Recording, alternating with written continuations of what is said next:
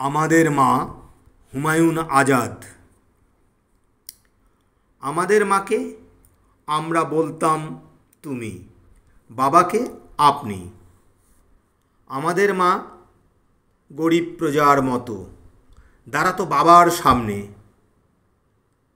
কথা বলতে গিয়ে কখনোই কথা শেষ করে উঠতে পারতো না।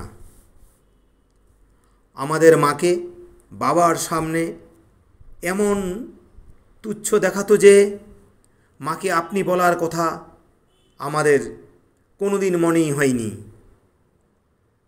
আমাদের মা আমাদের থেকে বড় ছিল, কিন্তু ছিল আমাদের সমান। আমাদের মা ছিল আমাদের শ্রেণীর, আমাদের বর্ণের, আমাদের গোত্রের। বাবা ছিলেন যেমন আল্লাহর মতো, তার জ্যোতি দেখলে আমরা সেজদা দিতাম। বাবা ছিলেন অনেকটা সিংহের মতো, তার গর্জনে আমরা কাঁপতে থাকতাম। বাবা ছিলেন অনেকটা আড়িয়াল, বিলের প্রচণ্ড চিলের মতো, তার ছায়া দেখলেই মুরগির বাচ্চার মতো আমরা মায়ের ডানার নিচে লুকিয়ে পড়তাম। ছায়া সরে গেলে আবার বের হয়ে আকাশ দেখতাম। আমাদের মা ছিল অশ্রুবিন্দু, দিন রাত টলমল করত। আমাদের মা ছিল বনফুলের পাপড়ি, সারাদিন ঝরে ঝরে পড়ত।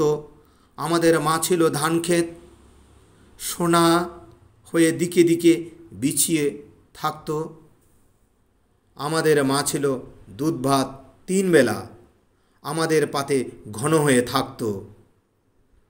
আমাদের মা ছিল ছোট্ট পুকুর, আমরা তাতে দিনরাত সাঁতার কাটতাম।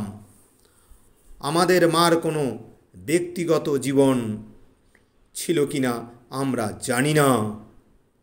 আমাদের মাকে আমরা, এমনকি আমি, কখনো বাবার বাহুতে দেখিনি।